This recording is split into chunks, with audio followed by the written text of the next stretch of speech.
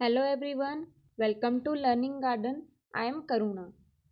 Chapter 13 जो हमारा है why do we fall ill, उसके लास्ट पार्ट में हमने एक ओवरव्यू लिया था इन्फेक्शियस और नॉन इन्फेक्शियस एजेंट्स और डिजीज़ के बारे में। आज के पार्ट में हम कवर करेंगे इन्फेक्शियस डिजीज़ और इन्फेक्शियस एजेंट्स के बारे में।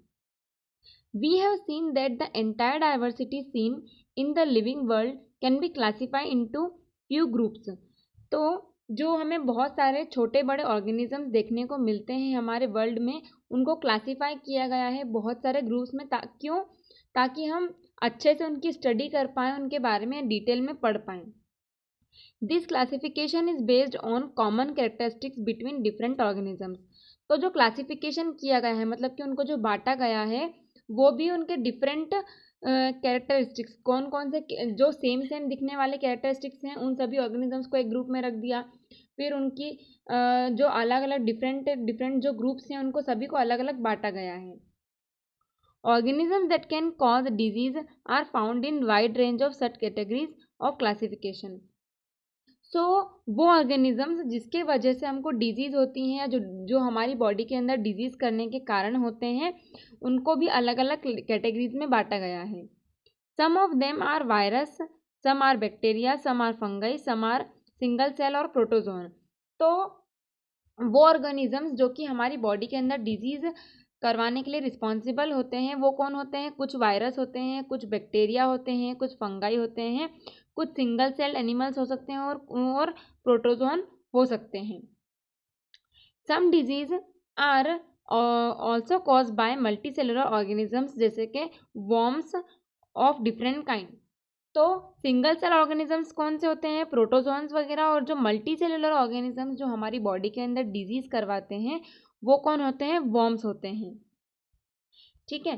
सो यहाँ पर कुछ एग्जाम्पल दिए हुए हैं अलग अलग डिजीज, अलग अलग डिफरेंट टाइप के हमारे वायरस बैक्टीरिया वगैरह जो कि हमारी बॉडी के अंदर डिजीज करने के लिए रिस्पॉन्सिबल होते हैं। तो ये पिक्चर शो किसके बारे में बताया गया है? सार्स वायरस के बारे में। जैसे अभी कोरोना वायरस चल रहा है, उसी की तरह एक उससे मिलता जुलता एक वायरस था काफ़ी टाइम पहले, वो था सार्स वायरस। यहाँ पर क्या दिखा रहा है कि ये उसने किसी एक सेल को इन्फेक्ट कर दिया है और जो कि बाहर आ रहा है उस सरफेस से। The white scale line represent 500 nanometer which is half a micrometer which is 1000 of millimeter. The scale line give us an idea of how small the thing we are looking at are here. तो ये जो data दिया है, ये उसकी कितना small है वो उसके बारे में बताया गया है। कितना स्मॉल है? 500 नैनोमीटर, मतलब कि 500 इंटू 10⁻⁹ मीटर, इतना ये छोटा है। मतलब हम इसको नेक डाइस से देख भी नहीं सकते, इतना छोटा है ये। ठीक है। फिर यहाँ पर दिया हुआ है एक पिक्चर लेशमेनिया बैक्टीरिया का। The protozoan organism that cause काला अजर। तो काला अजर कौन करवाता है? ये जो दिया हुआ है लेशमेनिया प्रोटोजोन जो होता है, वो काला अजर हमारे अंदर करवाने के लिए रिस्पॉन्सिबल होता है। The organism are oval shape and each has one long whip like structure. तो ये जो ऑर्गेनिज्म होता है कैसा? ओवल शेप का होता है और उसके पास में एक लंबा सा विप लाइक स्ट्रक्चर होता है। One organism arrow is dividing while a cell of immune system lower right has gripped on the two whip of the dividing organism and is sending cell process up to eat up the organism. The immune cell is also about 10 micrometer in diameter। सो ये जो होता है, ये हमारे immune system को कमज़ोर कर देता है, बहुत जल्दी डिवाइड होता है ये। और इसकी साइज़ भी कितना होता है? 10 माइक्रोमीटर। 10 माइक्रोमीटर मतलब कि 10 इंटू 10⁻⁻⁶ मीटर जितना ये होता है। मतलब इसको भी हम नेक डाइस से नहीं देख सकते हैं। तो ये हमने एक वायरस देखा और एक हमने प्रोटोजोआ के बारे में देखा। ये जो लेशमेनिया प्रोटोजोआ है, ये काला अजर करवाने के लिए रिस्पॉन्सिबल होता है। फिर यहाँ पर दिया है एक और पिक्चर, जो कि है picture of स्टेफिलोकोकाई, the bacteria which can cause acne. जो हमें पिंपल्स हो जाते हैं और जो हमारी फेस वगैरह पे हमको देखने को मिलते हैं पिंपल्स, वो किस डिजीज़ की, किस बैक्टीरिया की वजह से होते हैं? स्टेफिलोकोकाई बैक्टीरिया की वजह से होते हैं acne. The scale of image is indicate by the line at top left which is 5 micrometer long. ये कितना माइक्रोमीटर लंबा है? 5 माइक्रोमीटर लंबा है। फिर यहाँ पर दिया हुआ है एक एडल्ट राउंड वॉर्म के बारे में जिसको बोलते हैं एस्केरिस लुम्ब्रिकॉइडिस। क्या नाम है इसका? Ascaris lumbricoides from the small intestine.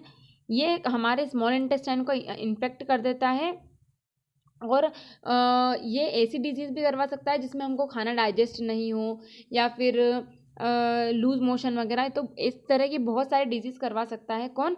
Ascaris लुम्ब्रिकॉइडिस, जिसका कॉमन नेम क्या है? Adult round worm. फिर यहाँ पर एक और पिक्चर है किसका? Trypanosomas, the protozoa organism responsible for sleeping sickness. The organism is lying next to the sausage shape red blood cell to give an idea of scale. तो यहाँ पर किसके बारे में बताया? ट्राइपनोसोमा नाम का एक प्रोटोजोअन है जो कि कौन सी डिजीज करवाता है हमारे अंदर? स्लीपिंग सिकनेस करवाता है। ठीक है, मतलब हमें आलस आता है, इस तरह की डिजीज कौन करवाता है? ट्राइपनोसोमा। तो हमने कितनी डिजीज देखी हैं? हमने देखी 5 डिजीज। एक तो है हमारा कौन सा? एक है हमारा सार्स, दूसरा है हमारा काला अजर। काला अजर कौन करवाता है? लेशमेनिया। उसके बाद में फिर हमने देखा एक्ने के लिए कौन रिस्पॉन्सिबल है? स्टेफिलोकोकाई। कौन सा बैक्टीरिया? स्टेफिलोकोकाई। और क्या देखा हमने? राउंड वॉर्म एस्केरिस लुम्ब्रिकॉइडिस जो कि हमारे स्मॉल इंटेस्टाइन को इन्फेक्ट करता है, वो कौन सा है? हमारा राउंड वॉर्म। और एक और हमने देखा ट्राइपनोसोमा जो कि करवाता है स्लीपिंग सिकनेस। स्लीपिंग सिकनेस करवाने के लिए रिस्पॉन्सिबल है हमारा ट्राइपनोसोमा। ठीक है, तो ये 5 डिजीज हमने देखा। और इन डिजीज़ को इसके जो कॉजेटिव ऑर्गेनिजम्स हैं और क्या है ये डिजीज़, बैक्टीरिया है, प्रोटोजोआ है या वायरस है, इनको भी याद करना ज़रूरी होगा। तो हम ऐसे 3 कॉलम बनाना, उसमें एक जगह लिखना कि कॉजिंग ऑर्गेनिज्म। ठीक है, कॉजिंग ऑर्गेनिज्म आ जाएगा। यहाँ पर कौन सा वो डिजीज़ करवा रहा है वो आ जाएगा और यहाँ पर उसका नेम आ जाएगा। तो ये कौन है? एक हमने देखा बैक्टीरिया, एक हमने देखा प्रोटोजोआ और एक हमने देखा वायरस। ठीक है, अब बैक्टीरिया से कौन कौन सी डिजीज हो रही थी हमको? तो एक हमने राउंड वॉर्म भी देखा है ना, तो राउंड वॉर्म भी लिखना है यहाँ पर आप लोग। ठीक है, ये हो गया। तो इससे हमको देखने को मिला था एक्ने। इससे हमको देखने 2 डिजीज थी यहाँ पर, 2 टाइप की डिजीज हमने देखी थी। एक तो था हमारा स्लीपिंग सिकनेस। ठीक है, एक था हमारा स्लीपिंग सिकनेस और एक और क्या था हमारा? एक था हमारा लेशमेनिया, काला अजर। तो ये कुछ डिजीज यहाँ पूरा ऐसा चार्ट बनाइएगा तो आपको इजीली समझ में आ जाएगा सब कुछ। Common example of disease caused by virus are common cold, influenza, dengue fever and AIDS. जो कॉमनली हम देखने को मिलता है हमको डिजीज जो कि वायरस से होती है, वो कौन कौन सी होती हैं? Common cold, influenza, dengue fever और एड्स। ये डिजीज किसकी वजह से होती है? हमें वायरस की वजह से। Disease like typhoid fever, cholera, tuberculosis and anthrax are cause by bacteria. Bacteria की वजह से कौन कौन सी डिजीज होती हैं? Fever, typhoid, cholera, tuberculosis, anthrax वगैरह। Many common skin infection are cause by different kind of fungi. और जो स्किन इन्फेक्शन होता है वो किसकी वजह से होता है? फंगाई की वजह से। Protozoan microbes cause many familiar disease such as malaria and kala azar. तो प्रोटोजोआ कौन सी डिजीज करवाता है? मलेरिया और काला अजर करवाने के लिए रिस्पॉन्सिबल होता है।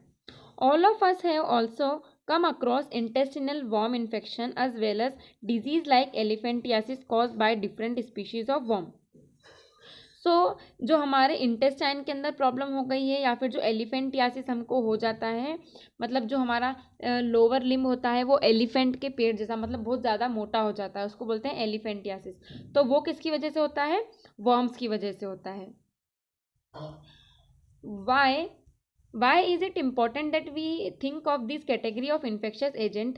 The answer is that this category are important factor in deciding what kind of treatment of us member of each one of them group, virus, bacteria and so on have many biological characteristics in common. तो यहाँ पे question पूछा गया है कि इन सभी जो disease causing organisms हैं या इन्फेक्शियस एजेंट्स हैं उनको डिफरेंट कैटेगरीज में बांटना क्यों ज़रूरी है? क्यों? ताकि हमको जल्दी पता चल जाए कि कौन सा डिजीज़ हमें हुआ है, किसके कारण हुआ है, बैक्टीरिया की वजह से, वायरस की वजह से या प्रोटोजोन फंगाई की वजह से, और हम उस पर जल्दी दवाई लेकर जल्दी ठीक हो सके। इसलिए उनको डिफरेंट कैटेगरीज में बांटना बहुत ज़रूरी है। All virus for example live inside host cell where bacteria very rarely do. तो हमने देखा कि जो वायरस होते हैं वो मेनली क्या रहते हैं, होस्ट के अंदर ही रहते हैं। अगर वायरस हमारी बॉडी के बाहर है तो वो इन्फेक्ट नहीं कर सकता है, लेकिन जैसे ही वो हमारी बॉडी के अंदर गया तो वो बहुत जल्दी इन्फेक्ट करना शुरू कर देता है। Virus, bacteria and fungi multiply very quickly while worm multiply very slowly in comparison.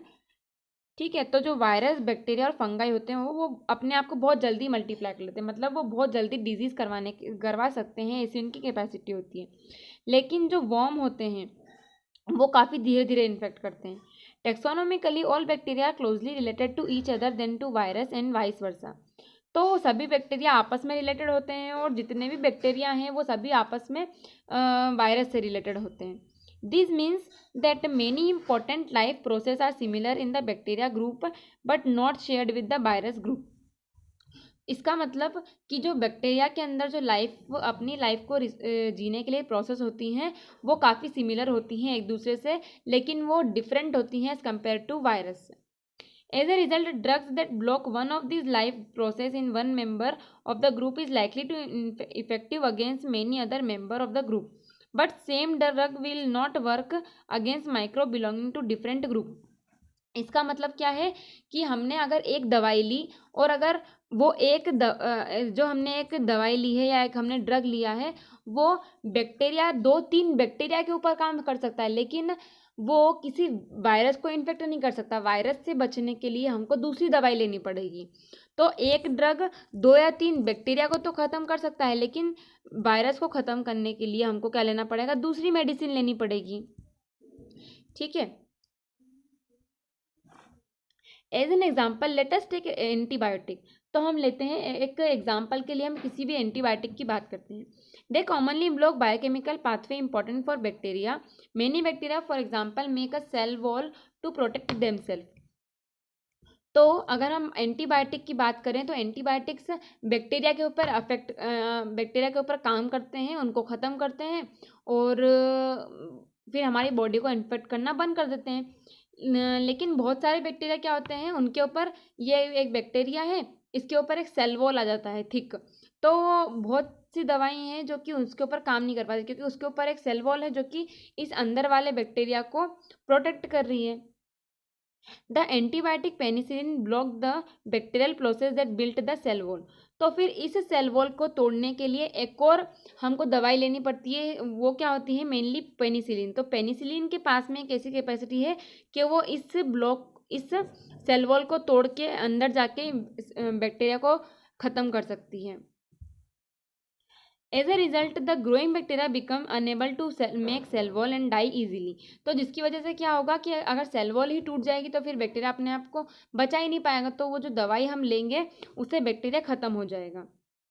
Human cells doesn't make a cell wall anyway, so penicillin can not have such an effect on us. Penicillin will have this effect on any bacteria that use such process for making cell wall. अब हमने chapter 5 में पढ़ा था कि जो human की जो cell होती है उसके ऊपर सेल वॉल नहीं होता, लेकिन जो बैक्टीरिया की सेल होती है उसके ऊपर एक सेल वॉल होता है। तो पेनिसिलिन की टेंडेंसी क्या है कि वो सेल वॉल को ही ख़त्म करेगी, इसलिए हम अगर पेनिसिलिन खा लेते हैं तो उसका इफेक्ट हमारी बॉडी पे नहीं पड़ेगा, लेकिन हमारी बॉडी के अंदर जो बैक्टीरिया हमारे इम्यून सिस्टम को ख़त्म कर रहा है, उसको ख़राब कर रहा है, उसको इफेक्ट करेगा और उस बैक्टीरिया की सेल वॉल को तोड़ के वो जो पेनिसिलिन हम लेंगे वो बैक्टीरिया को भी ख़त्म कर देगा, तो हमारी हेल्थ को मेंटेन करके रखेगा। Similarly many antibiotics work against many species of bacteria rather than one simply working against one. तो जैसे हमको डॉक्टर एंटीबायोटिक देता है, तो जो एंटीबायोटिक होती है उसका ऐसा नहीं है कि अगर हमारा कोई भी एक ऑर्गन अफेक्ट है तो सिर्फ उसी के ऊपर काम करेगी, वो हमारी जो बाकी ऑर्गन को भी इन्फेक्शन हो रहा है अगर तो उनको भी बचाने का काम करेगी। ठीक है, then but virus do not use this pathway at all, and this is the reason why antibiotic do not work against viral infection. तो एंटीबायोटिक बैक्टीरिया के ऊपर काम कर सकती है, क्यों? क्योंकि बैक्टीरिया के ऊपर क्या है, सेल वॉल है, सेल वॉल है, और अगर हम एंटीबायोटिक ले लेंगे तो वो सेल वॉल को तोड़ देगा, सेल वॉल को तोड़ेगा ही सही, और साथ में जो हमारा अदर और हमारे ऑर्गन या हमारा बॉडी का कोई और पार्ट इन्फेक्ट हो रहा है अगर उस बैक्टीरिया से, तो उसको भी बचाने का काम करेगा। लेकिन वायरस क्या है, वायरस ऐसा नहीं कर सकते, वायरस के ऊपर एंटीबायोटिक्स काम नहीं करती हैं। If we have a common cold, taking antibiotic does not reduce the severity और the duration of the disease. तो जैसे आपने देखा होगा कॉमन कोल्ड क्या होता है कि वो 3 to 4 डेज तक रहेगा ही, आप कोई भी दवाई खाओ वो अफेक्ट नहीं कर सकता, क्यों? क्योंकि वायरस के ऊपर एंटीबायोटिक्स काम करती ही नहीं है। However, if we also get a bacterial infection along with the viral cold, taking antibiotic will help.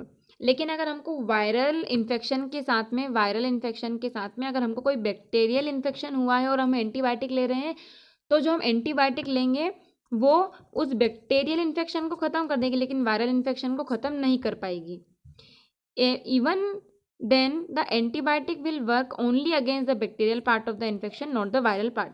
तो जो हम एंटीबायोटिक लेंगे वो केवल बैक्टीरियल पार्ट पर अफेक्ट करेगी, वायरल पार्ट पर अफेक्ट नहीं कर पाएगी, क्योंकि जो वायरल पार्ट होता है, वायरस होता है, उसके पास में भी सेल वॉल नहीं होता है, सेल वॉल नहीं होता है, और जो वायरस के अंदर इन्फेक्शन करने वाला पार्ट होता है वो उसका डीएनए या फिर आरएनए होता है। इसलिए जो हम एंटीबायोटिक्स खाते हैं वो वायरस के ऊपर काम नहीं कर सकती, लेकिन बैक्टीरिया के ऊपर काम करके बैक्टीरिया को ख़त्म कर सकती है।